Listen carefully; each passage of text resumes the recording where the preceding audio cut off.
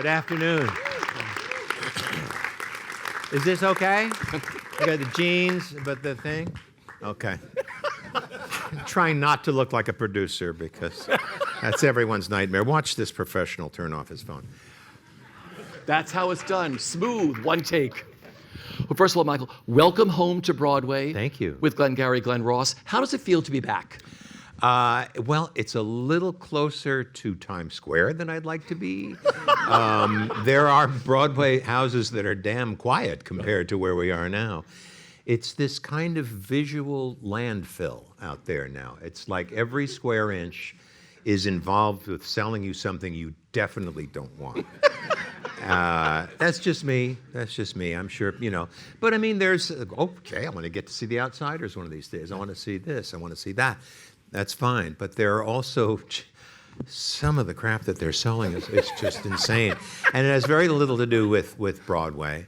It ain't the Great White Way anymore, is what I mean. It's not just all neon bulbs and stuff. But when I was a little kid and living in the city and near the city out on Long Island, it was this stretch of road where there were a couple of big billboards, and one was a guy who would blow smoke rings, camels, was it? Yeah.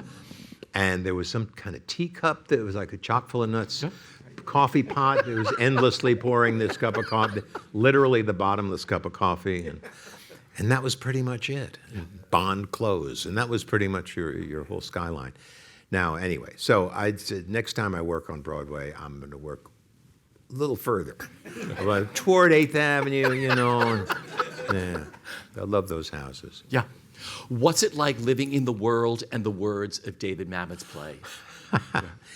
I was just telling you when it was announced that I was going to do this show, within minutes I got a text from my friend Tracy Letts, and he says, "Go to lunch, George." Which, if you see the play, "Go to lunch, George" is a huge element. It's not, but anyway, it's a line from the play, and I said, how screwed am I? Thinking that this is difficult stuff. This is going to be. People have told me how hard it is. And all, I have a lot of friends who've done a lot of Mamet, and I knew David a little bit, kind of socially, and he said, no. He says, you're going to have so much fun, and you're going to be done at 9, and it's true. It's under 2 hours. We're out of there. We didn't even really need an intermission, you know, but it actually works great. So what was the question again? Oh, yeah. So anyway, there's a lot of Mamet that looks so fragmentary. It looks like, you know, when you open up a airplane model or something, you're seeing all the parts there and they're all in this. It looks like that. It looks like you're going to have to assemble it yourself because it's full of things that people really do, which are sentences that don't end, interrupting your own thought to go somewhere else, to find, you know, ways out of dilemmas you don't really need to be in. So there's a lot that has to be done with the language to make it your own, but it's all human language. It's not like learning Lucky's monologue from Waiting for Godot. You know, that's, you know, just I can't even imagine doing something like that. My friend John Glover, who was doing that play, and he says, this is could be really tough. And I said, dude, it's one line. It's true. It's 5 pages, and it's nonsense. It'll be fine. So anyway, Mamet is not as hard as that. It's all because it's all very human once you understand it, and there's very little that we didn't understand. We had an Englishman trying to explain stuff that he didn't understand, and our director, you know, he really didn't know a lot of the American milieu. Specifically Chicago real estate milieu. But he was great finding it as we went, and I think he's a wonderful director and a great stager, and he's got a great sense of humor, and so we were fine. It's the specificity of it, and our one note from Mamet, which Jeffrey Richards passed on to us via cell phone. He just held up this cell phone, and we hear Mamet's voice going, "Just say the stupid fucking words." Okay, note taken. And but we all found our people I love George. I mean, he's kind of the moral center of the play in a funny way, because he's the only one who is aware that everything is collapsing around him, and he'll probably do fairly well in the collapse because he's already the cockroach. He's already the doormat, so he can only rise. You mentioned your director. It's Patrick Barber, also a wonderful playwright too. So I would think that all of you work in a different way as actors. Were you all on the same page, or did everybody come in? You know when you put like 6 or 7 different actors together, people work in a different way. Some people work internally, outwards, and vice versa. So what was it like being in the rehearsal room with Patrick Barber and just finding the show all together? Well, just to go back the very first day, the very first table read, it was a really great read, and Bill Burr and I, we looked at each other and goes, yeah, we got this, right? And it really was, we fell into it, and it was pretty good at the table. Yeah. I guess it wasn't a print, but it was pretty close. And so we worked on it only to the extent of we wanted it to be airtight. We wanted every moment to be just, happening, and we'd let the audience tell us what's funny and where to go. But we love that every night. It's like it's our who's on first, it's just lock and load every night. And the other people that I interact with in the play, I guess we have different systems. We're different actors of different ages. I'm the oldest guy in the play. Odenkirk's early 60s, I guess. Burr's 57. Kieran is 42. Of course, he's going to look 32 for the rest of his life as he becomes our James Cagney. And so, I guess we have different approaches. But we also kind of had a nice, I hate to use this expression, a bonding experience. Because we loved the play, and we grew to love each other very much, and it's become kind of what we do. We get together, and it's like a little club, and we meet 8 times a week, and they pay us. It's pretty good. It's nice. It's a nice arrangement. Yeah. No, because I've told Michael, I've spoken to a lot of the other actors who have done this play, and they're like, you have to be at the top of your game, like, to tackle this. It's sort of like, it's Mamet's Hamlet, is what some of them have said. Or Mamlet, as we could. Mamlet, fabulous. Look at this fucking skull here. I knew this guy, Yorick something, funny guy. Look at him now, just bones. It's Mamlet. Did you have a longer rehearsal If process? he sees that, I'm so fired. No, you're not. No, he'll write it. Yeah. Did you have a longer rehearsal process, or was it the normal? Yeah, I guess it was kind of normal. Yeah. I don't know what's normal anymore. I've been in plays that had where we spent 2 weeks at the table. Yeah. Before we even got on our feet. And it didn't work great because that was pretty much it. You never can tell. Pajama Game was a very interesting process because I was, I had done one musical and I had done Hairspray. I took over for Harvey for 6 months. I was the first person other than him to play the role. And it was amazing. It was really fun, but it was all written out on the floor for me. It was like, this is the show. You learn your track and you do it. And that was a new thing, but once you locked in, it was really, really fun. But Pajama Game, we were finding it, as we went. And of course, there's this classic show. And the book had been adapted quite a bit, kind of modernized in a lot of ways.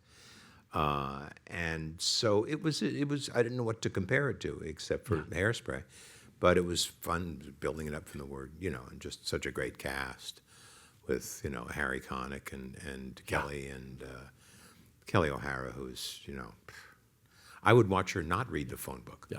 Yeah.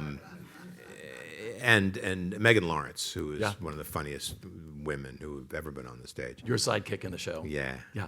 Love that girl. No, but going back to this one, did you do a lot of table work first before you got up? You know what? It was not that. I think it was about 3 or 4 days. I think we really wanted to start moving around. And finding, the Chinese restaurant, that's easy. We just sit there and, at these booths. But the second act, it's room service, it's Marx Brothers. So it's like we wanted to get into that and find out where we go and what we do and how to expand on what we have to say and turn it into something that we do.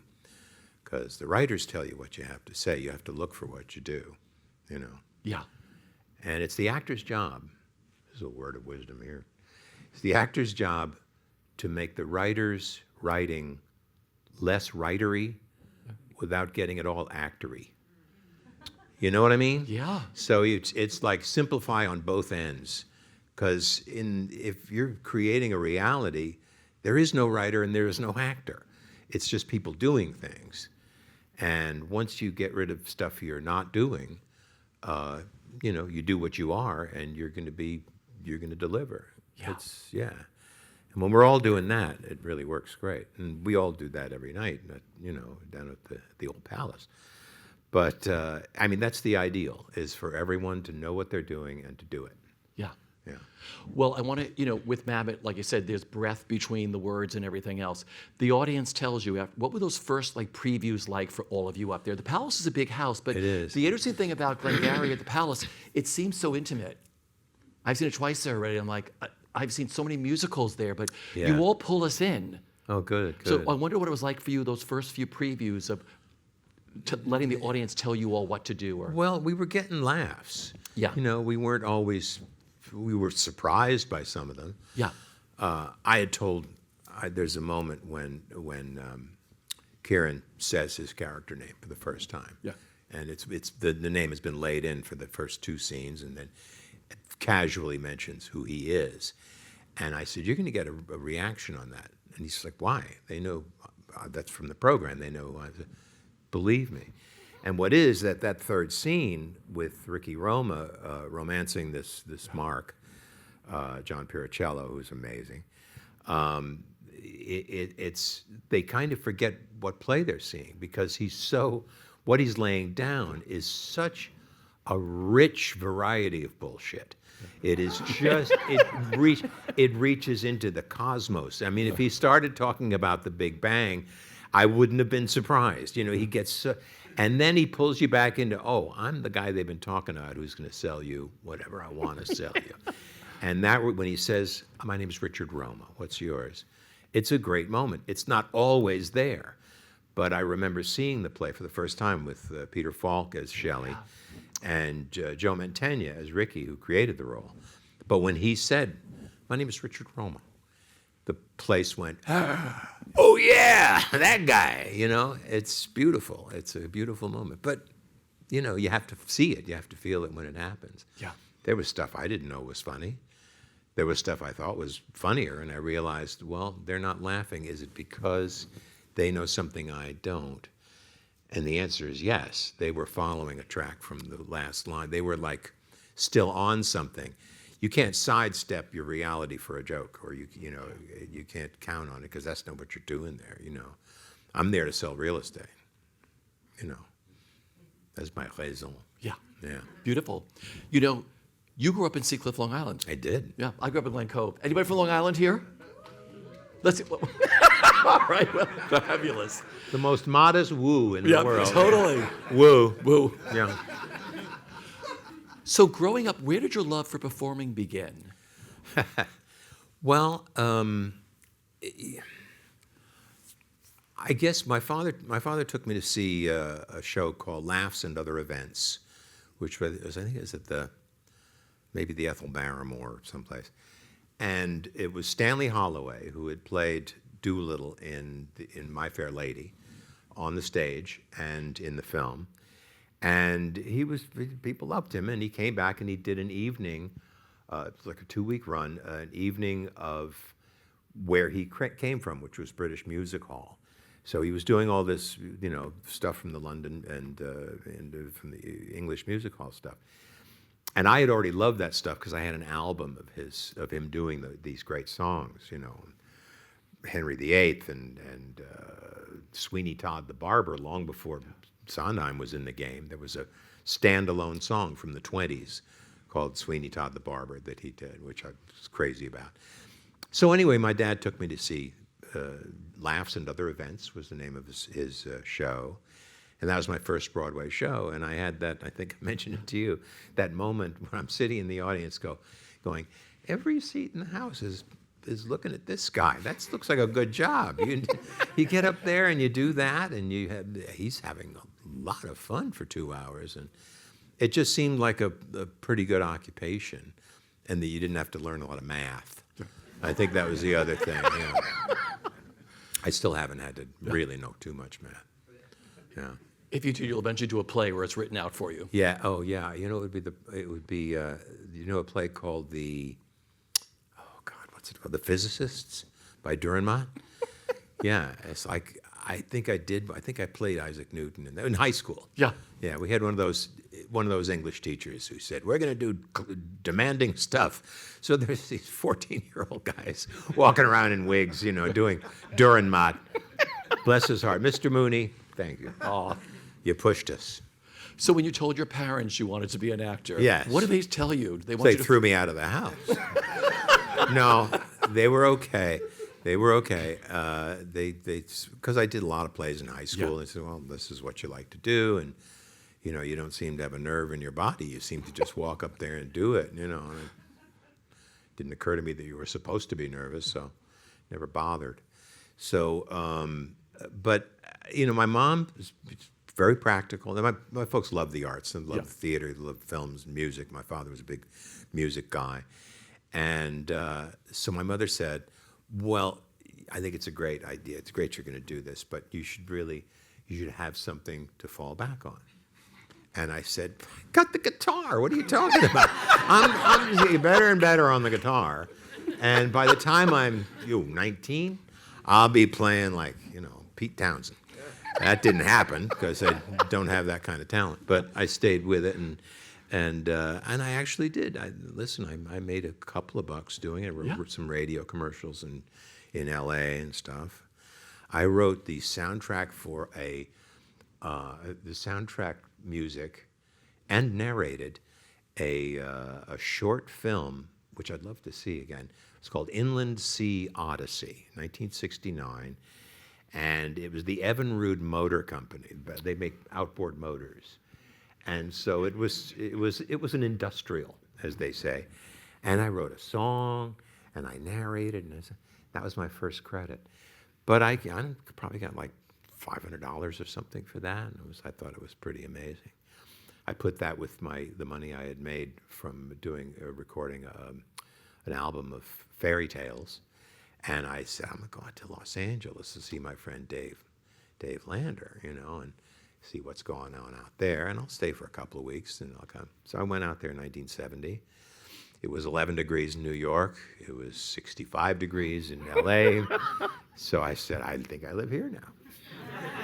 And, I kind of stayed for a while. I'm still there. I'm still here. Yeah. I got a place here. And well, we're going to get into L.A. because you have an amazing career that spans 6 decades. You keep saying that. It's horrifying.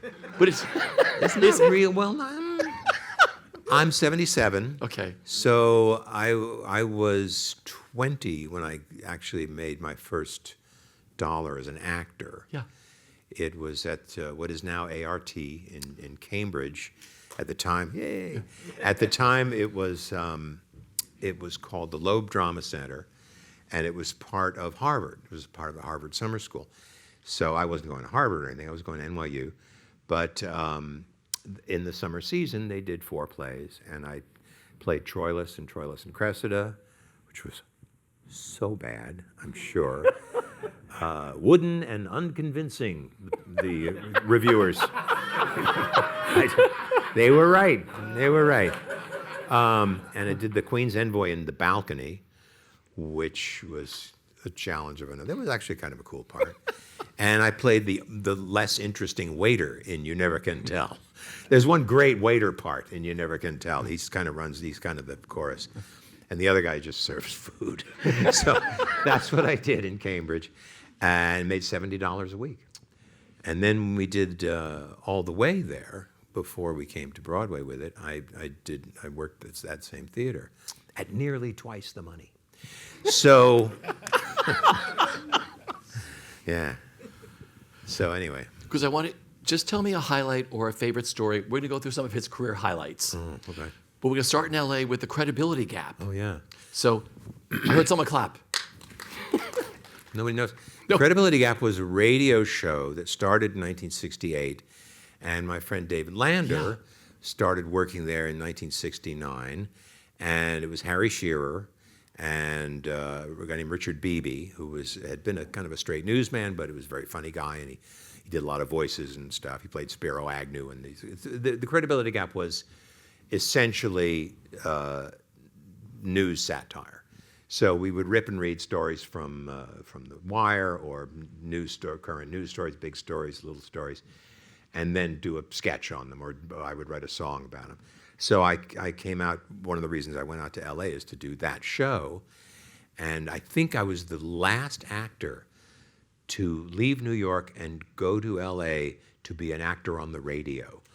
I think that was it. That was 1970. They stopped cigarette advertising on the radio, and they stopped hiring actors. So anyway, I did that, and I stayed with them, and we kind of segued onto the stage. We played a lot. We opened for people. We opened for John Denver. We opened for Commando Cody. We opened for Richie Havens. Remember Richie Havens? Really kind of wonderful, one-of-a-kind, exciting performer. But it was not a good fit. This social satire and political stuff, and it wasn't our crowd, really. And this was at the Long Beach Fox. And two things made it more interesting. The fleet was in. So there were a lot of sailors on a lot of quick dates. And the other thing that happened was there was a local produce company who gave away free oranges to everyone entering the theater. And I guess the first orange hit the stage probably somewhere in the second sketch. It was. But we had a little signal that we would go to, and the signal, we called it the trap door. So one of us would make this signal or something, we just go, and that just meant we cut to the little musical number we had at the end, which people always liked. We dressed up like the Osmond Brothers, and we did this idiotic song called "You Can't Judge a Book by Its Hair." It made sense at the time. But anyway, so yeah, we cut to the chase pretty quick, and then Richie went on, and everything was fine after that. But a lot of oranges were thrown at the stage. Yeah, we saw some orange action, yeah. Anyway, fortunately, the Navy men weren't all that great throwing oranges. They're, thank you for your service, guys, but you got to work on the underhand. Yeah. Well, I like. Anyway, there was a lot of good times too. Oh, I'm sure there was. But that was big at the time, political satire and everything else, right? Well, yeah. It wasn't in 75 and 76 when SNL really kind of codified it as this is how it goes, doing literally, here's the news and here's the satire. It became a little more common. But it's kind of one of the things we did, and we really had fun. We had an accidental residency. We played a week at what is now the Improv on Melrose. At the time, it was called, it was the Ash Grove, and yes, 1974. It was the Ash Grove, and then it was kind of transitioning to being called the Pitchell Players for a minute, and then it became the Improv. But when it was still the Ash Grove or Pitchell Players, I'm not sure, we did a week, and the next act to come in was Ramblin' Jack Elliott. Anybody? Ramblin' Jack was one of those kind of original folk guys. He was he's still with us. The guy will never die. But he had gotten bitten by a rattlesnake, so he had to cancel. So all of a sudden we had another week, and we were going to do pretty much the same stuff. But what was happening in Washington is that Nixon was resigning. So we had we started doing a lot of sketches that were literally, we did a sketch the day he retired. The day he resigned, the day he left the White House, we had a sketch on its feet that night. Yeah. And it was written, we didn't improvise anything. But we had this thing ready to go because we saw this, we wrote it, we worked on it, we staged it a little bit, bang, we went on that night. So it was like really, it was kind of the credibility gap prime. That was really kind of when we were at our best. 75, we kind of trimmed down to a trio, and we had some near misses with stardom, and then we got on we did a show. Harry did a brilliant Tom Snyder impression. Yeah. So we did a Tom Snyder show where he had two guests who neither of whom were supposed to be there that night. So he threw two people who had nothing to do with each other or nothing to say to each other. It was one flying saucer guy and one undercover CIA guy. And so they were just, it was a very funny sketch. So Tom heard about it, and he said, come to New York, do it on my show. So we did that. It was nice. We got to meet all the SNL guys. I had known some of them from before. I'd known Chevy and Frank and Davis and some of the others, Lorraine. Yeah. Some of these people. And so it was like kind of an interesting time. And then David and I stumbled into Laverne and Shirley. That's where I was going next. I was going to find out. That's what goes next. No, but how did you, seriously, did you get cast together? Well, yeah. David and I had done these characters. We went to Carnegie together. I was at Carnegie before the Mellon money, and I was at NYU before the Tisch money. So, yeah. Have me matriculate at your university if you'd like your future to be rosier. So,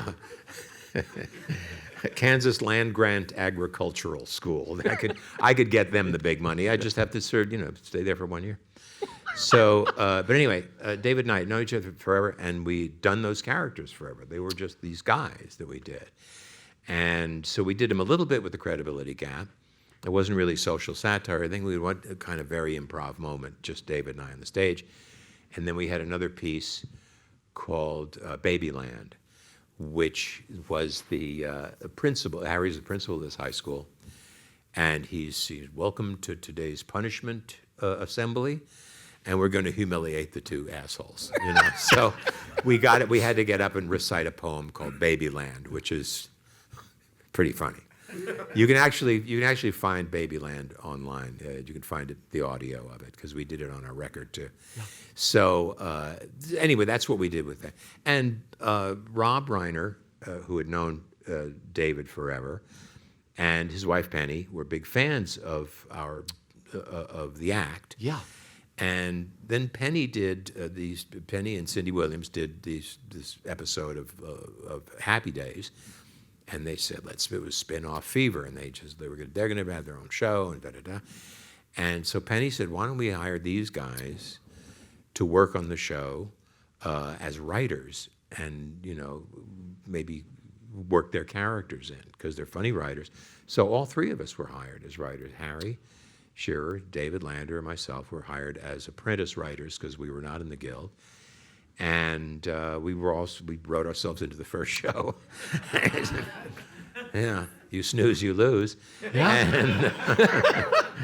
And the characters worked. People thought they were funny, and it was a fun thing to do for 7 years. Pop icons. I mean, Laverne and Shirley. And I never knew how you two. So were your characters Lenny and Squiggy when you did them before, or the names were changed? No, they were actually Lenny and Antony.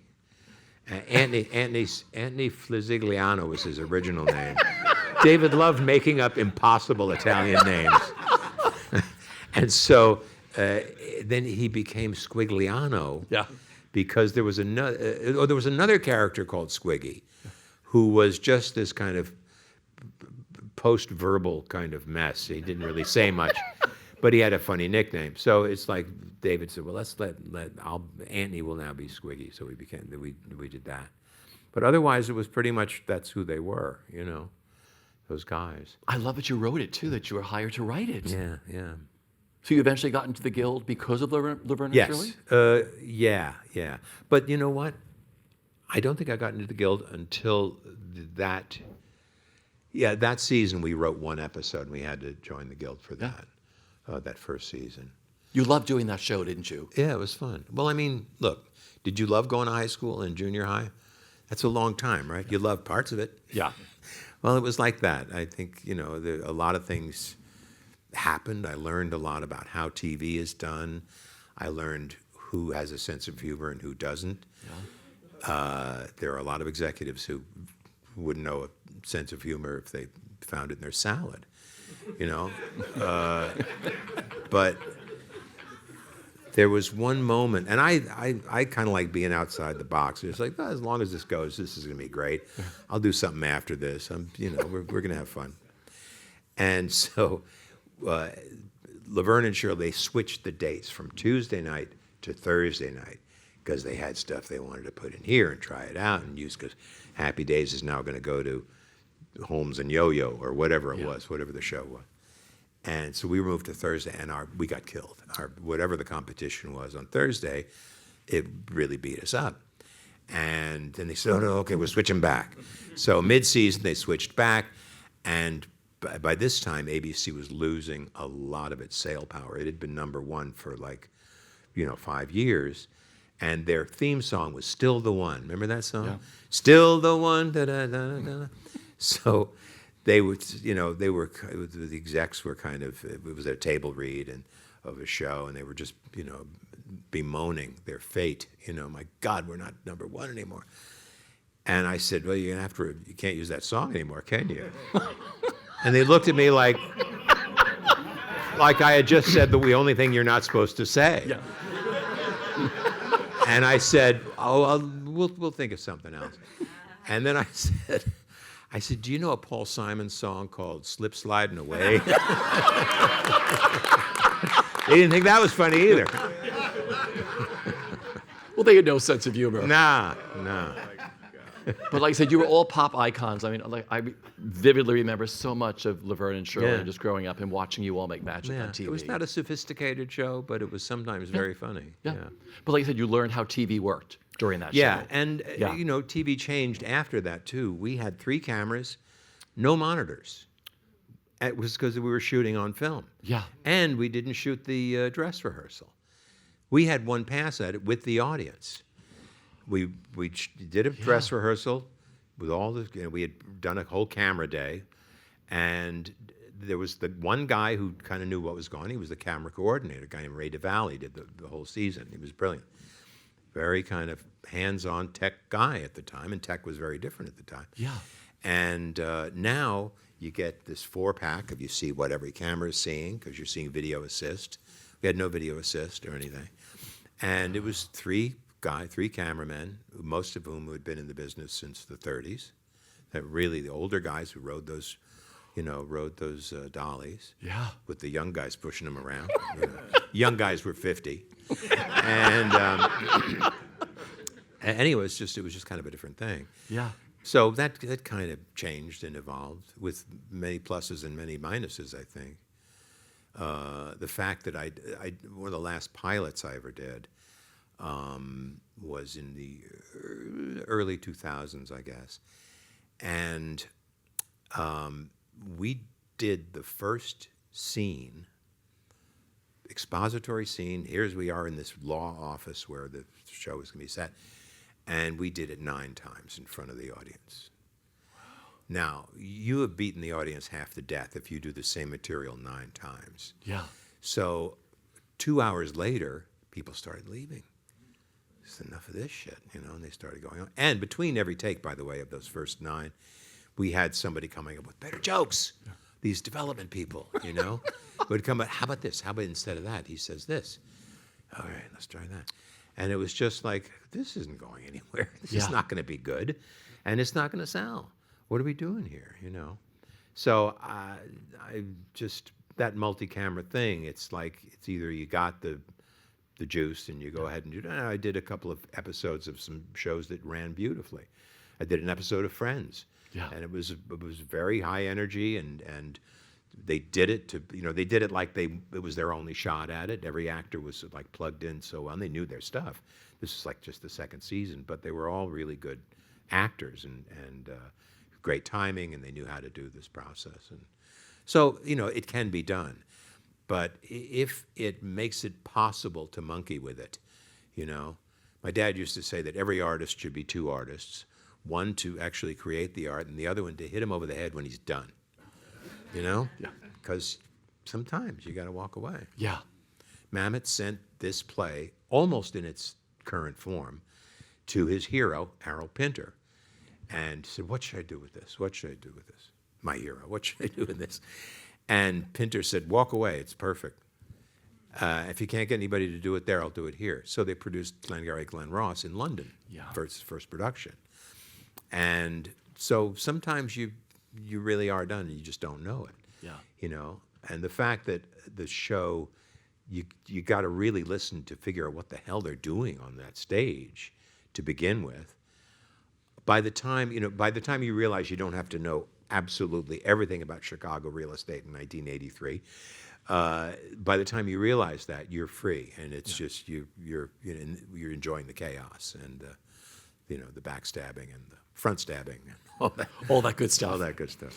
Well, you're known to millions of fans for playing opposite your Glengarry Glen Ross co-star Bob Odenkirk Yeah. for Better Call Saul, where you play Chuck McGill. What's one of your favorite memories of working on that show and working with Bob? Well, Bob's awesome, and I knew Bob first as I knew him first as a guy in the office, because when I was doing SNL, he had been there the previous couple of years as a writer, and he was still friends with everybody, and like there would be this guy who just kind of taciturn-looking guy, you know, and then every now and then he'd say something really funny, and so I said, oh, that's this guy Bob Odenkirk. I had heard the name, you know, it's a good, catchy name. And then, so then I'd run into him from time to time, and then Mr. Show hit the air. Yeah. And I thought that's okay. This is the best sketch comedy show that's ever been. I think, you know, counting SCTV, which is pretty great, and the better stuff on SNL. There's some great stuff there. But this is the most trim and the most closest to Python, that kind of level of insanity, but you know, that makes a certain sense. There's a certain logic to it. In other words, it wasn't all chaos, and very funny and very smart. So I ran into him at some screening or something. I said, "Man, I love that show," and so he wrote me. He got me to play a part, which was kind of the John Houseman part in Paper Chase, the Paper Chase sketch, and it was really fun to do. And then, you know, I'd just run into him occasionally and everything. And then one day, I was doing All the Way on Broadway, and Brian, they had just wrapped up Breaking Bad. They had just, you know, finished that show, the most brilliant finish of any show, maybe. And so we chatted a little bit about Breaking Bad and everything, but we were busy being presidential and directorial. Yeah. I was the director of the FBI. I was J. Edgar Hoover. A part I was not born to play, by the way. But anyway, so we're about to go on. He's LBJ. I'm J. Edgar Hoover, and we're about to go on. And he turns to me and he goes, "Yeah, you're going to get a call from the Vince and Peter. They want to talk to you about playing." What? And so we went on. We did the scene. Hey, Brian, what was that you were saying about what I should do? And so they called me, and they we talked about this part, and they wanted me to do it, and I said, "Yeah, dude, sounds great." You know, I had known Vince from X-Files days. He and Frank Spotnitz created this character that I played in a handful of X-Files episodes, and every time Vince was doing anything, he would call me, and either I was busy here, or I was doing something else. I just wasn't able to, you know. So this time the connections were made, and it worked out great. It was really fun. As far as one particular, I don't know. There were a lot of lessons in that. I've said this before many times, but the greatest favor that Peter Gould and Vince Gilligan did for me was to not tell me that I was playing a man with a mental illness. Yeah. Never came up. They said, this is what you're suffering from. This is what you're suffering from. And of course, the great truth is, if you're playing someone who thinks he sees unicorns, you can't play someone who thinks he sees unicorns. You got to play someone who sees the fucking unicorns. They're right there. So I never had a moment of doubt that my reality wasn't the reality. And when the thread started coming apart in my face, what I'm saying is I never had to ask a lot of questions. Yeah. It was always laid out for me, I got to say, this big courtroom scene that I had to, just really, like, I knew they were going to be on me for a long time, and it wasn't going to have to be something we did in pieces. And it was 3 days in that courtroom. And, as grueling as it was also freeing in that I knew my shit, and I knew where Chuck was in his deterioration. Yeah. So it was like really easy peasy, other than the elbow grease. It was really, it was a fun couple of days if you can call that fun. Blood and hair all over the walls, but it was really fun. That's a famous episode. I think it's called Chicanery. Yeah, really wonderful. Yeah. Were you doing a show in New York at the time when they called you, or? Okay. Yeah. I was doing all the way. Yeah. Yeah, Brian Cranston turned out to be my agent. No, he was reporting their thoughts, and I said, I concur, I should do that. So the only other time I missed a curtain was when I got hit by a car. So that was 13 years ago. I was doing The Best Man. Yeah. So that's an excuse. That's a reason not to show up. Yeah. To do your show. And the other one is you got to go to Albuquerque for a few days. So. Was that the biggest episode you ever did on that show? Was that the most intense episode? I don't know. That there was a lot in that one too. Yeah. Not just those scenes, but there was a lot in the, there was a flashback I think early on in the episode, or maybe it was a previous episode. So there was a lot there that I had to do, and it was pretty intense. But there was the night when I go into the copy shop, trying to get this guy to verify that he had cheated on these numbers and this Michigas. So I borrowed that from my character in Glengarry. I'm using Michigas in my regular life now, usually. It's not cultural appropriation, Harriet. I promise it's not. But that night, I have terrible insomnia, and I had been up for 36 hours when we started shooting. And it was just sort of like, I guess I should have a cup of coffee. No, because then when we wrap, I won't be able to sleep, and I'll. So I was coming apart a little bit, and it was my birthday. Oh. It was my birthday at midnight, so we worked until 2 in the morning or something. And you can see in that episode, that's the actors coming apart too, not just the guy. I was really fatigued, and but it helped, I think, in a way. I wouldn't get drunk to play a person who's drunk, but the idea that you're staying up late to play a guy who's coming apart, it just so happened that it worked out for me. We have a lot of actors here and watching. Were you always very good at learning lines? Yeah, pretty good. It's harder now, a little bit, and I'm glad I don't have a part the size of Bob Odenkirk's part in Glengarry. I mean, that's a huge part. That's Iago-sized part. That's enormous. And I would have done it. The last thing I did that had a big chunk like that was a show called what's it called? Play? No. What was the Jeremy Irons? The Jeremy Irons twins show, and Rachel Weisz did the Dead Ringers? Dead Ringers. Yeah. So Rachel Weisz did the female version of that.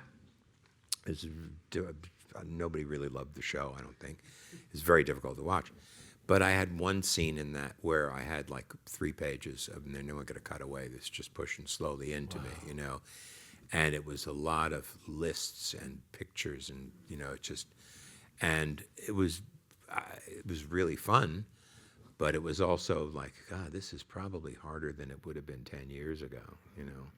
Just got to face these things. During the pandemic, the first glimmer of an offer I got was for a theater in Massachusetts to do a one-person show that Connor McPherson had written. And it's a great part. It's an amazing part. I don't think I could have done it. It's an hour and 10 minutes. Nobody talks but me. And it's the kind of things that, man, if you'd caught me 10 years ago, I would have been easier. I would have tried it, but if it weren't for the pandemic, I would have gone. I would have gone to give it a shot. But it's hard. It's hard. It's hard work. It's hard to do it.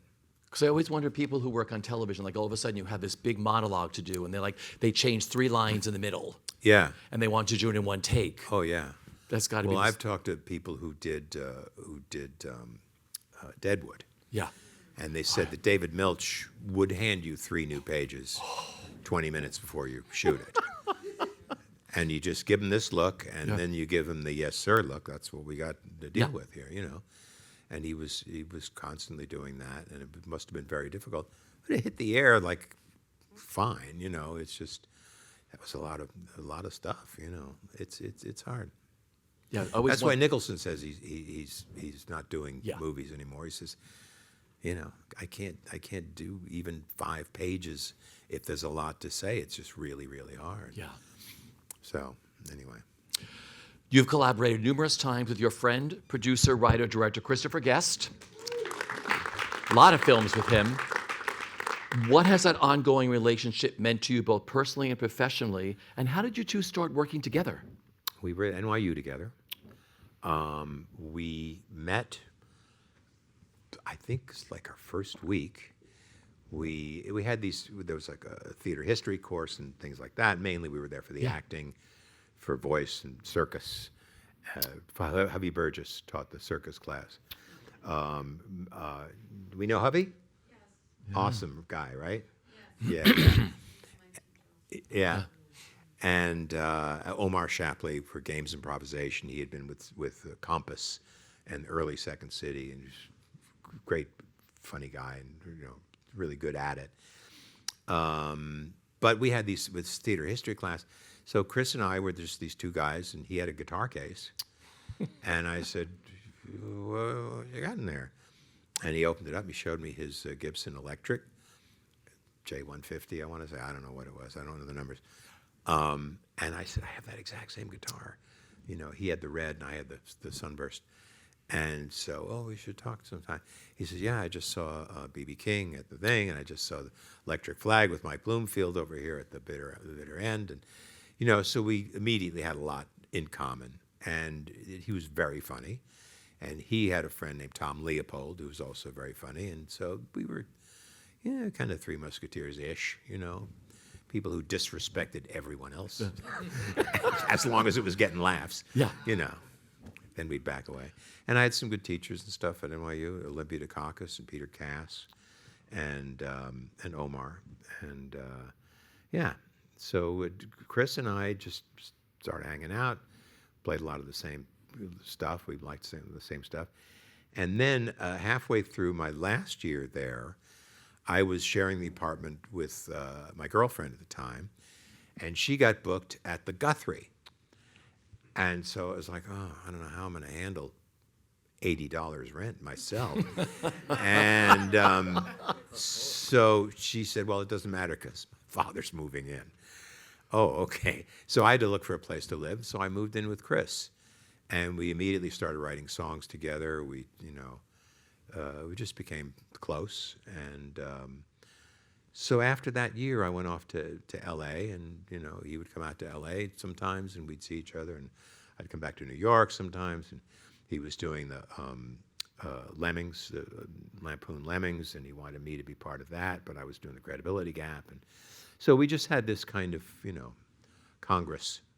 And, and then when there was a show called The TV Show, which was a special that was Rob Reiner's creation, and Rob wrote it with Leopold and Harry Shearer and Chris and some other people, and Martin Mull. And so they wanted to do a midnight special thing with Wolfman Jack, with Rob as Wolfman Jack. Yeah. And we wanted this crap English band. So I wasn't really involved, but then Chris said, you got to do this with us. We're going to write. So we wrote Rock and Roll Nightmare, and we got it on its feet and did it on the show. And so that was the first time we did that. And then that kind of, it was the sleeping giant until we did this demo for Spinal Tap in 1980, where we just improvised everything, and we had been hired to write the screenplay. We pitched the idea, love it, write the screenplay, and we got about 2 pages in and said, boy, this is boring. So instead we just kind of charted everything out. We wrote a Bible for who the band, not the Bible, we wrote a Bible for the, there's your cultural appropriation. Yeah. You pretend you wrote the Bible. But it was just about the history of the band, so we all had kind of this mutual thing. And we improvised this short, and we had 5 songs. And then eventually we sold that to someone who actually made it for as Avco Embassy Pictures. Yeah. Just Embassy Pictures at the time, which was run at the time by Norman Lear, who was an old pal of Rob's from All in the Family days. And he said, yeah, let's give it we'll give you almost no money and let's see what you can do. So that's how we made that. So when did you realize how popular this Spinal Tap was going to be? Well, it really wasn't for a long time. We opened it in theaters and it was on everybody's 10 best list, but it didn't have a big audience. You put our numbers up against Ghostbusters and Splash that came out that year, and those are the big comedies, not This is Spinal Tap. But it took off in home video. Yeah. It became a big, we actually sold a lot of, VHS copies, and then later, DVDs and stuff. It's always had that presence, because I think it's the kind of movie you can throw on. Yeah. You know what I mean? You don't even have to rewind to the beginning. You just pop it in. Oh, is the little bread? Oh, this is good. Yeah. So I like movies like that. you Yeah. know. And it was mostly all improv, right? It was all improv, yeah. There were 2 lines that were written. Patrick McNee's line, his toast, Tap into America, that was written. And the guy who yells, live, direct from hell, Spinal Tap, that was written. And everything else was improvised. That's wild. Yeah. Now you have, what can you tell us about the upcoming sequel, Spinal Tap, The End Continues? We're older. We're older. We're heavier, except for Harry. Harry weighs less than he did. Yeah. And there are some other old friends, a lot of new friends. Yeah. We had Carrie Godleman, who plays the daughter of Ian Faith, our extremely two-faced manager. She's his daughter, and she has discovered that this band that her dad used to manage still owes him one more concert, one more gig. So we have to come out of retirement, and we haven't spoken to each other in 15 years. And we're all doing our things elsewhere and being that kind of miserable where you can't admit that you're miserable. Things are fine. So anyway, we let ourselves get pulled back into this. There's a lot of emotion. There's a lot of resentment. There's a lot of ghosts. All theaters are haunted, we know that, but all bands are haunted too if they're around long enough. As David St. Hubbins used to say, rock and roll keeps you young, but you have to die young. You can't be old and be kept young. You got to go. So anyway, these are the guys who didn't die, and we have to find a new drummer because they're always dying. And that's part of it. We have some drummer auditions, and we go looking for, we call Lars from Metallica. We talk with Questlove on the phone. Chad Smith of the Chili Peppers, who recommends Lars, and Lars recommends it. They all just don't want to be in the band because they're going to die. So, yeah. So anyway, and then we auditioned some other people, and it's pretty funny. And we wind up, I'm not going to tell you who we wind up with, but I'll just say she's awesome. It was great being back on the set again, wasn't it? It Being was. together again? It was, yeah. And we shot the film in New Orleans, and we had a great production designer, Michelle Harmon, Yeah. who was just magic. And we had a really good time. We can't wait. Yeah, Yeah. it's going to be fun, I think. Yeah. Best in Show, favorite memory. Or one of yours. Yeah, let's hear from Best in Show. I love all these films. They're all improv films. Yeah. It was fun. That was really fun. I had just gotten to know Higgins, who is like, he's the Energizer Bunny guy. He's just amazing. He'll keep it coming. He's a great improviser and just a legitimately funny guy, extremely smart guy. So, I mean, if I had to be married to a guy instead of Annette O'Toole, that'd be fine. Okay. Yeah. I just love how you come up with these crazy scenarios and these crazy names of all these characters. Well, yeah, that's somebody else's job. I mean, we made up our folksmen names, for example, but, Chris and Eugene, and then later, Chris and Jim come up with, they help us out in that department. You just mentioned your wonderful wife, Annette O'Toole. Yeah. You were both nominated for an Academy Award for your song "A Kiss at the Yeah, End of the isn't that Rainbow" for weird? the film "A Mighty Wind." Yeah. You received a Grammy. How much fun was that movie to do? And just writing with your wife. Yeah. Do you write? Does someone write the lyrics? Someone write the music? We don't know how we do. It's funny because we don't have one system. It's like Rodgers and Hammerstein had this. This is how we do it. Yeah. I'll give you a title. You write the music that has something in it, and I'll fix it and I'll fill it in.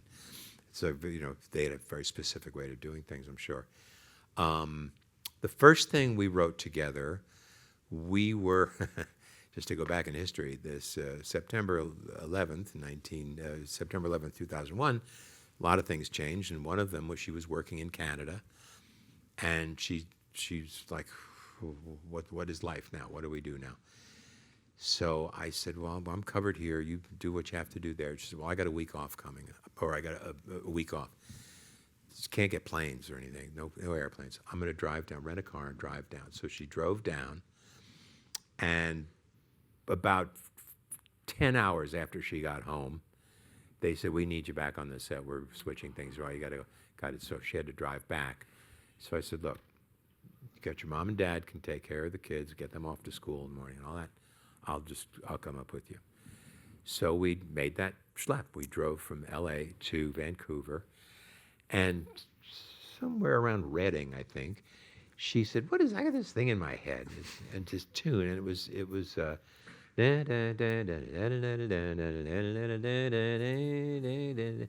She said, "Is that an old song, or am I making that up?" And I said, "I don't know that song. I think it's yours."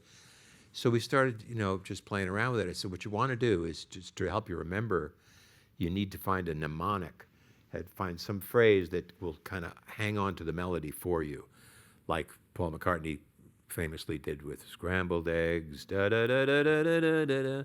He didn't know what it was going to be, but it was originally called Scrambled Eggs.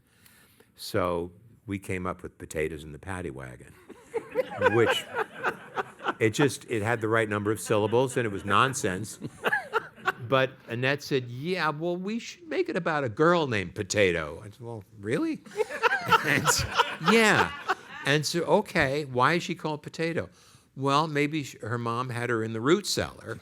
She went down to get some sweet potatoes, and the stork dropped in while she was down there, as they say. So we wrote it. And we wrote it, but we were finished with the first two verses by the time we got to Vancouver. Yeah. So then I'd go to the set with her, and I'd be writing, and then I'd say, how's this? She said, no, you can't say Bill. It's got to be Will. And, boom, boom, boom. We kind of got it done. And we played it for Chris. I think we recorded it with CJ Vanston, who's our keyboard, Spinal Tap keyboard player and does all of Chris's movies. And we went to his studio, and we did a version of it. He said, that's great. It's great for the Main Street singers. That'd be a really good thing for them to do. Cool. That's great. And he said, what we need a song. We need a love song. And it's gotta revolve around this kiss that they either do or do not do in this. There used to be a couple and da-da-da. Mitch and Mickey were talking about. And so we wrote A Kiss at the End of the Rainbow. And it kind of wrote itself, really. I mean, we just knew, all of our songs have the word darling. All of them. Every song we write together, pretty much. So anyway, that's how those things happened. We just did them. She was in Vancouver, and she learned that a friend of hers, this is a couple of years after that, 2 or 3 years after, and a friend of hers had passed away. And she said, yeah, I wrote something about him, and I want to see if it could be a song. So she sent me the lyric, and I said, Yeah. okay. And I sat down with my finale program, which is kind of brilliant. You just stick the notes on the staff, and so I just said, I'm going to try and write a song that way. So I wrote all the music. It was the only time she wrote all the lyrics, and I wrote all the music. There were some times that she wrote both. We wrote some songs with Michael O'Keefe. You know the actor, Michael? Sure. Yeah, fantastic actor and a serious poet. I mean, a really good poet and lovely guy. So we wrote some songs with him. He and Annette wrote one song together. So we don't have any one system. It's been a while since we've written anything together. We're doing other things pretty much. Would you ever like to write a musical together? We have one that maybe we'll finish someday. We have about 10 or 11 songs already that tell that story. But it's just a matter of finding the time. Sure. You have to take a car ride somewhere together. Yeah, do it in the car, exactly. right? Well, we were actually trying to write long distance when she was in L.A. and I was here, and I went to lunch at my friend's place, and I came uptown, and I was going to go, home, and I was going to call her on the phone. We were going to talk over the phone about this thing we were writing, the musical, and I got hit by a car. So it was like that kind of leveled the playing field for a little while. And so it was like, we haven't really gone back to it since then. But we talk about it sometimes. We talk about, this could be simpler and this could be this. We'll see if we can get this story done. So maybe we'll fix it up someday. Oh, I hope we have a musical by the two of you coming soon. I hope so. You have a wonderful stage career. Broadway debuts only happened once. We talked upstairs. Accomplice by Rupert Holmes. Yeah. You played the role of the lover? I did. Yeah. Well, yeah, and I also played the role of an actor. Actually, I played the role of 2 actors. It's a complicated little story, and it's a play within a play within a play, and it's a mystery thriller that becomes a comedy that becomes a horror film, and it's kind of like that. And it's actually very clever and a lot of fun. Me and Natalia Nogalich rolling around under this blanket, it was like pretty hot stuff. You got a Theater World Award. That's right, I did, yeah. And Jason Alexander was in the show, and we're still friends. The last 10 years we've become really close friends. But at the time it was just like, this guy just won a Tony. I guess he knows what he's doing. And he was great. He was really fun to work with. And Pamela Brule was the 4th person in the cast. And we had a problem with the reviewers, and they had a problem with us. They weren't crazy about it. And they kind of showed their displeasure by kind of tipping off giving us all the spoilers. They put all the spoilers in the paper, and it's like, oh, well, now we know that. We don't really need to see that, It's like, don't do that. Just don't do it. But they did. So. But you have a good time doing that, making your debut? I did. Yeah. It was fun, and I got the Theater World Award, which was kind of cool, Because you had mentioned Hairspray. You replaced Harvey. You were the first one in as Edna. I was, yeah. First time seeing yourself as Edna in the mirror, do you remember? Like the first time you saw yourself all done up and like, I'm doing this 8 times a week? Yes, yeah. Well, it was the day I went to have the wig fitted. Yeah. And they shaved my eyebrows. And we, because you have to do the thing. And it was a very interesting experience. And then when I got all dolled up, I was, not bad, pretty cute. My wife loves the way I look doing that show. It really shows off your legs. So you got your mom's legs. They're pale, but they're beautiful. So.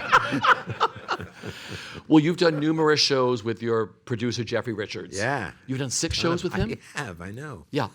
So you talked about Pajama Game. You had a blast doing Pajama Game, Did didn't have you? a great time doing Pajama Game. Did Pajama Game lead to you getting cast in The Homecoming? Well, I got to know Jeffrey a little bit. Yeah. And I did had a meeting with Jeffrey and Dan Sullivan, the Yeah. director, in New York, and we just had a chat. And Dan was, as usual, not forthcoming. He just kind of sat there being the smartest guy in the room, and yeah, all right, well, I think we'll give this a try, So we went ahead and we did that, and it was a great experience. Ian McShane, and Eve Best, Raoul. Yes, Raul Esparza. Yeah. Fantastic. And Gareth Sachs and James Frayne. Yeah. And it was a really good cast. Nobody missed a day. Nobody took a day off. Nobody couldn't make the curtain. It was great. Wow. And Sunday nights, after the show, Sunday afternoon, we would all kind of hang out on the fire escape and just kind of talk about the week and talk about the play. The last Sunday, we were still trying to figure out what the hell the play was about, Yeah. And Frayne just goes, well, what if she's not really his wife? What if she's just this girl he picked up in Soho and brought over as his fake wife for some reason? There is no wife. There are no kids. It's like we went, oh, shit, let's go again. But we're done. You're closed. Yeah, You're closed that closed, day. yeah. But great cast. Yeah, really But fun. then Superior Donuts you Yeah. got because of that. Did Tracy Letts come to see you? Well, yeah. Tracy did see us. They were just opening August. Okay. When we were in tech. So it was there was an IA strike for about a week. Yeah. Stagehand strike.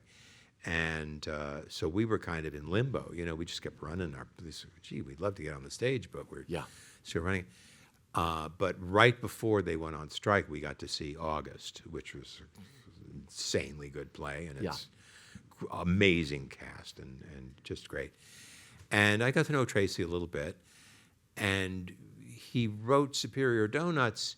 It was really kind of based on a guy that he knows. He says, but it became kind of more you. He said, and I said, is it because I was so quiet on the stage in The Homecoming? Because there's a lot of just standing there not saying what everybody knows I know, as one does in Pinter, So I said, is that why? He said, yep, that's it. I love the way you do nothing.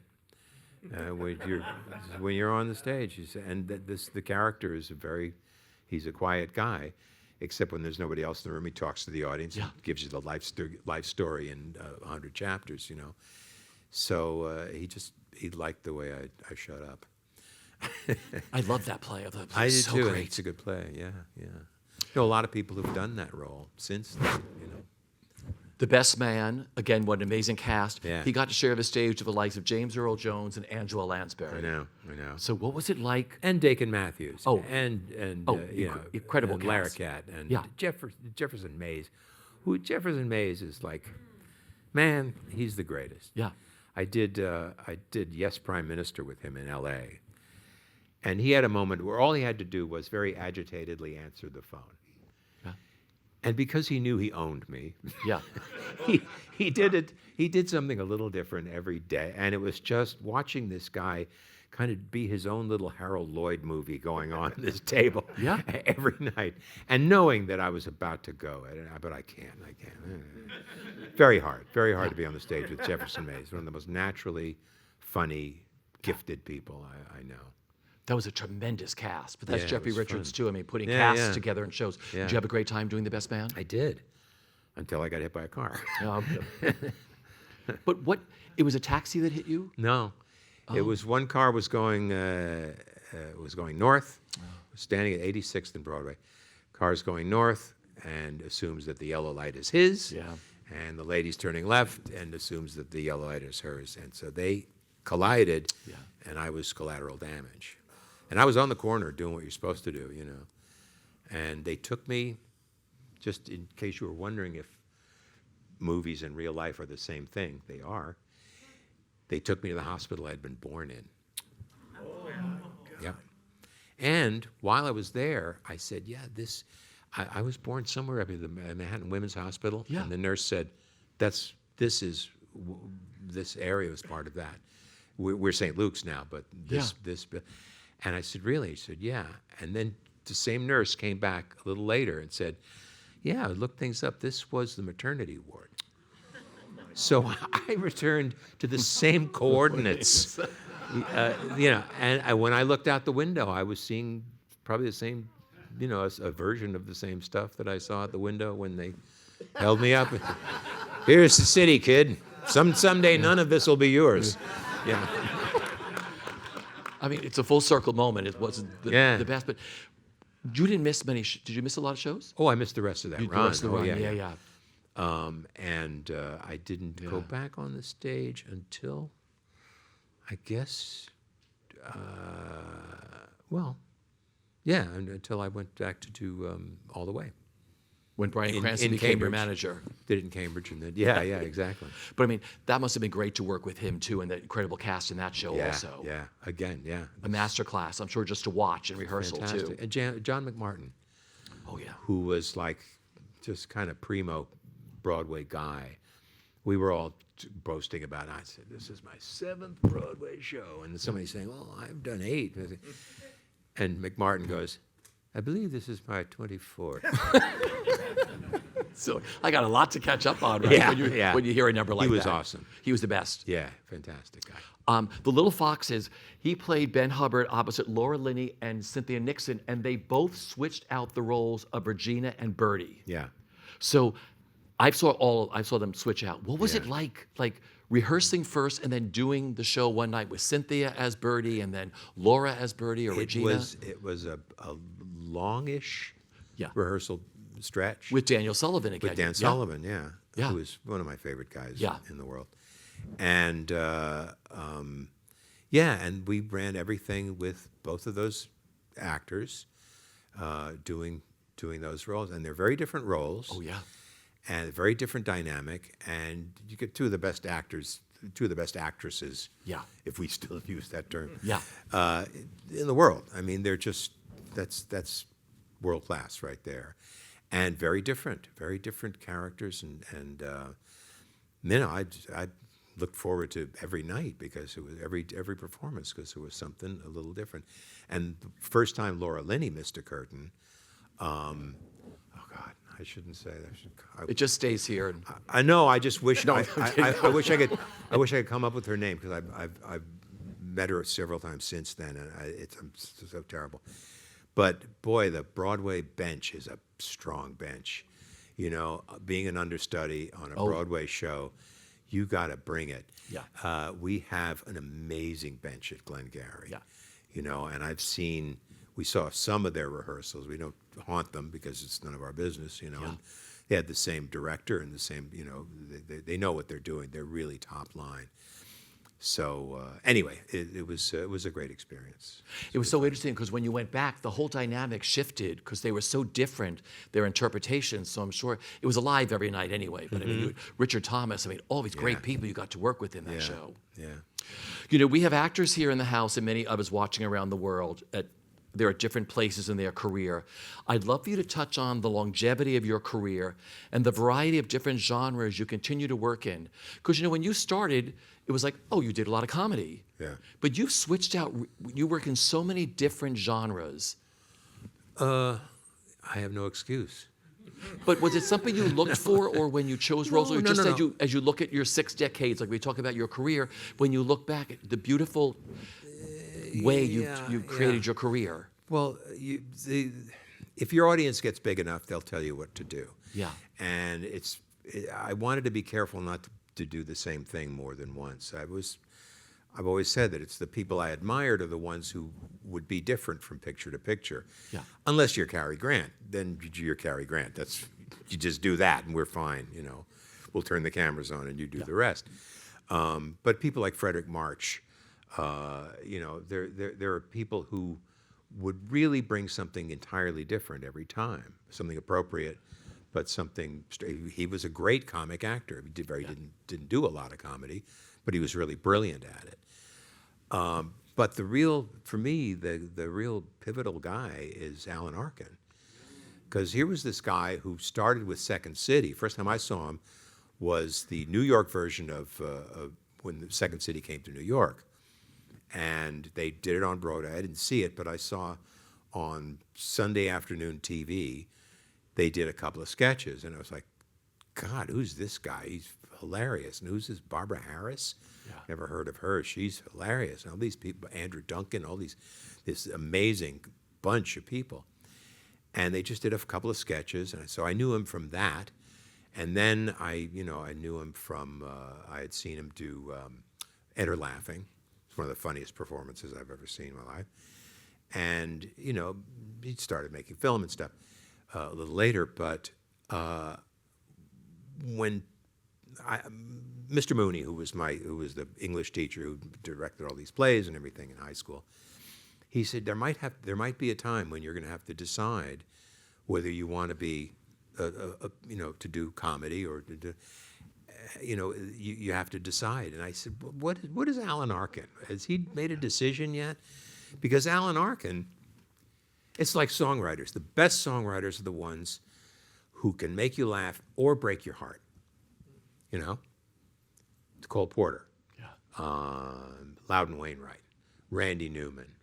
The list goes on. You think about it. You think about some of the Noel Coward. You could do both. And so it's the same way with actors. If you're doing the job, if your character is doing what he's doing to get what he wants, let somebody else write the jokes or or the heartbreak. And they could be in the same thing, by the way. So anyway, Alan was my guy. I think he's one of the greatest actors America's ever produced, and he could do that. He could do both. Make you laugh, or break your heart. So how do you choose roles? Is it the script sometimes? Is it a director? Is it a producer like Jeffrey Richards? Yeah. I mean, what is it?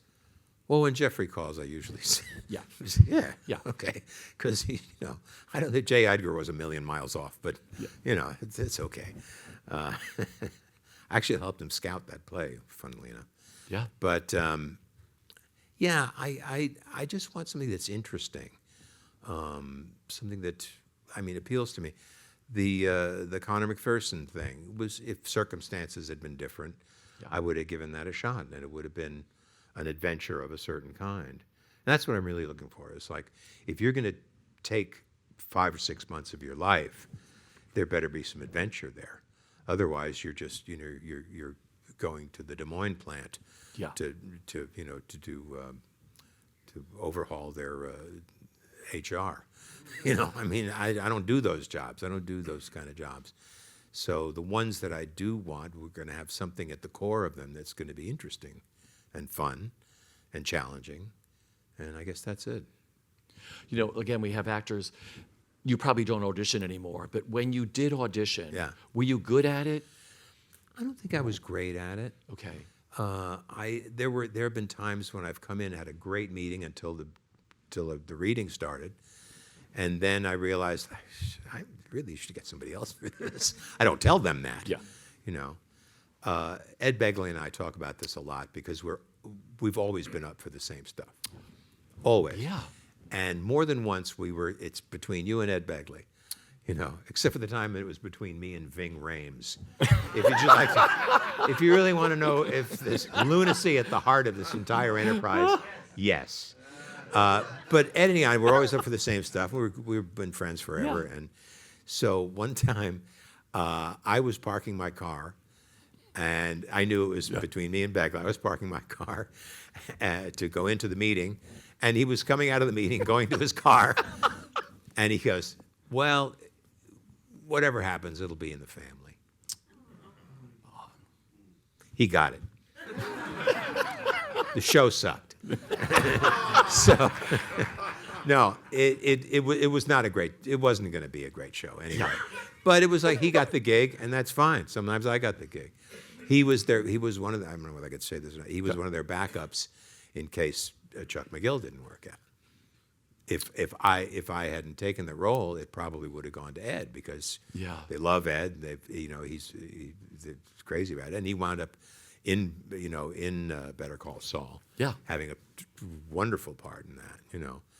So it just things happen that way. I'm not a terribly competitive guy. That's the other thing. I've never seen a part that I would just had blood in my teeth that I had to have it, because usually I don't even get to see those parts. I'll see them on the screen and go, the actor's joke. How many actors does it take to change a light bulb? It's one to change the light bulb, the other to say, no, I would have done it a little differently. Yeah, but I don't have that relationship with anybody because I don't. It's a fool's errand. Yeah, it's a fool's errand to think about awards, and it's a fool's errand to think that any part is your make or break. It's just it's another gig. I've had some enormous steps forward in my life that kind of happened because they were meant to happen, I guess. But I didn't seek them out. Was it easy? Do you think the business was easier when you started out? I talk to a lot of actors, like, we've been through a lot now, and I know there's a lot of people in this room who are at different parts of your career, starting your careers, mid-career, should I stay in the business? I mean, since COVID and everything else, our whole business has changed. Yeah, and I look back at actors who started in the late 60s or 70s or whatever, and they're like, oh, it was easier. I got a call from someone, or someone's like, they're auditioning for something, they'd love to see you. Well, or, Rob Reiner and Penny Marshall invite you to a party at their house, and you do the characters for the producers. That doesn't happen every day. Yeah. But that's the way it happens.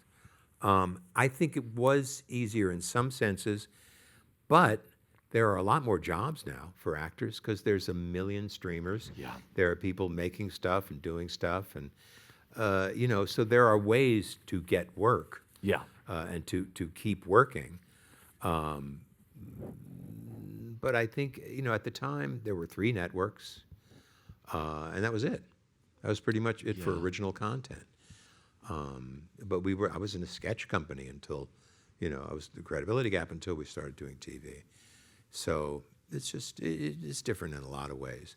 But I think the fact that there are more opportunities, but as the streamers begin to realize that their red line is getting redder and redder every year, they're starting to realize and pull the plug on a lot of stuff that might be good, but won't hit.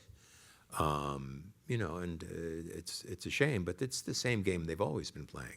We're really interested in something that people will watch. I started watching this show, The Studio, the Seth Rogen show. I just saw the first episode. I think it's very funny. But that whole nightmare scenario of it's about the hits and don't bring me Jonestown when I want Kool-Aid. It's like it's fairly accurate. It's broad, but it's fairly accurate, and the bottom line is the bottom line. There's more people making decisions now to get someone cast, I believe, when I talk to a lot of actors. It's like there's 15 people that are going to decide, I like this one, I don't like this one, I want this one, or whatever, right? Yeah. One time I did an audition on tape. I went to the office, and it was for a Clint Eastwood film. And I worked on the piece, and I did the scene, and I got booked. I booked the job. And I thought, oh, that's how this works. And then I found out what happens is Clint Eastwood watches it. Only Clint Eastwood watches it and says yes or no. So it was one guy. It was going through one guy. He turned 95 yesterday. Still at it. Wow. It's crazy, yeah. So, so I got to go to San Quentin and everything. That was fun. You always return to the theater. Tell me why. Like a dog returning to eat its own vomit? Is that what you're saying? Yes. That's a metaphor you can use any time. And it gets that reaction, and people forget what you were talking about. I love working on the stage. I really, really love it. It was when I was 15 years old, I assumed, well, I'm going to grow up, I'm going to be an actor, and I'll probably still live here in Seacliff, and I'll take the train in and do my show and come home. You know, so you have a kind of this child's picture of, you know, kind of Santa Claus bringing you these jobs, you know. So, but I really thought that's what I would do because I loved it in high school. I did tons of things in high school, Yeah. all kinds of things, and I really do love it. And I love the idea that you can suck one night and get it right the next night, and knowing that you could suck again the next day. And it's never, you're never done, and it's never perfect, because it can't be. But we've had good shows. Yeah. You know, I always have some good shows. We had a great show last night, boy. Oh, we were sailing. It rejuvenates you as an actor because it's Yeah, straight yeah. through. You know, we had this conversation earlier. TV and film, it's all cut. Everything's cut. And It's you're telling the story backwards, and Yeah. your character's been dead for 30 pages, and you got to do this scene. Yeah. Yeah, yeah. And a play is different. plays the thing. It is. Finally, what are you enjoying the most about being back and doing Glengarry, Glen Ross? I've already trashed Times Square, have I not? Yes.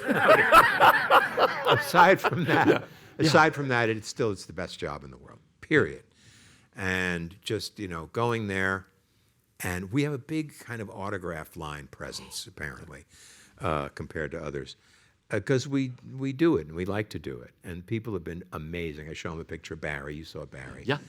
My dog. And I show everybody, I go on the line and say, this is my dog. Prove to me your dog is even close to being this cute.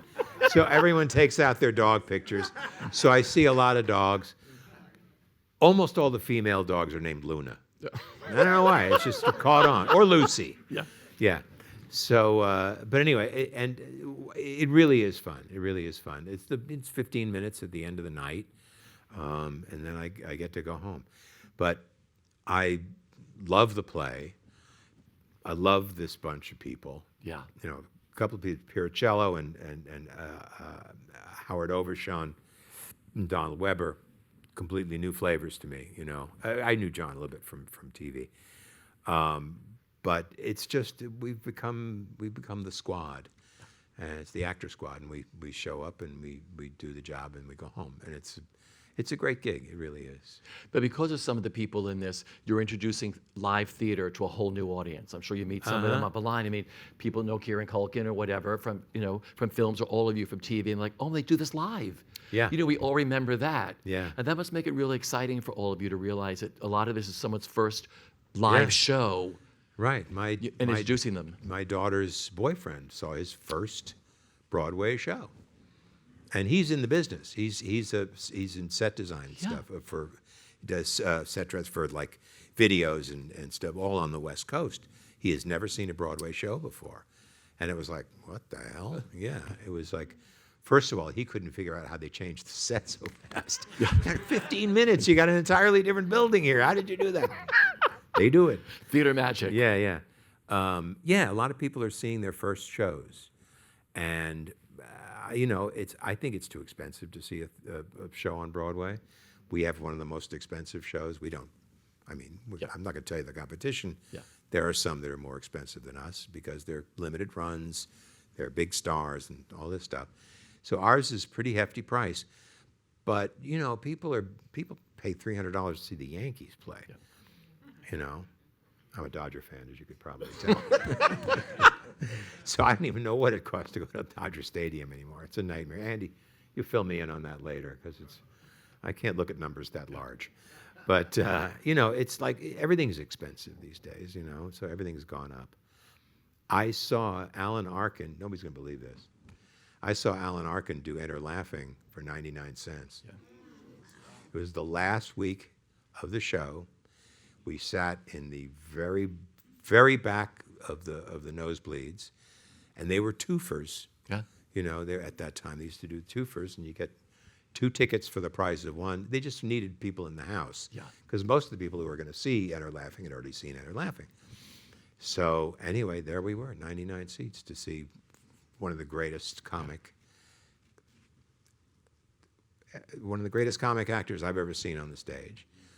Who got sort of bored with the stage. He said, oh, I got to do the same thing every night. You know, he loved Second City because I have to tell you one Alan story, and I got to do his voice even though it didn't come from him. His wife Suzanne told me this. She said, yeah, he was moping. I love this man so much. We were doing this movie in Mexico, and it was the only time I really spent a real stretch of time with him. I'd met him a few times before that and corresponded with him some. And so this was 20 years ago. And so we're in Mexico, and he said, I think I'm going to retire. I'm tired of this. Yes. And so Suzanne gives me this look. I said, well, is he serious about it? So he is now gone. He's off to shoot or whatever he's doing. She said the other day, this was a couple months ago, he was just moping around the house and saying he was going to quit. He's tired of this. He doesn't like anybody, and he's just being a cranky old guy. So I said, why don't you do this? Just get out your laptop and make a list of everything you know to be true. And really it'll help you focus on what's. All right, give it a try. So I have to do it in his voice. So she came back about an hour later. I said, what do you got? And he points at the screen, and it says, and I'll do it on his voice, there's no such thing as too much garlic.